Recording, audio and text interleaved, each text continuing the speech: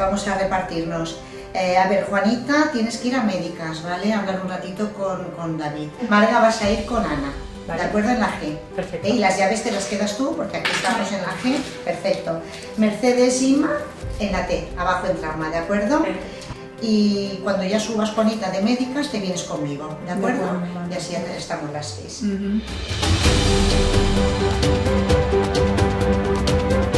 Y Mari Carmen y Agustín, Caballero, ¿cómo se encuentra iréis usted? haciendo la ronda, dijéramos, por las habitaciones, en trauma, en la F y en la G, Ahora es cuando la gente aplaude. ¿de acuerdo? Para ir a visitar a los pacientes, a ver con tu magia de siempre, magnífica, ¿de acuerdo? Y aquí ahora vamos a hacer dos grupos de cartas. Tenemos aquí este pequeño galimatías de cartas.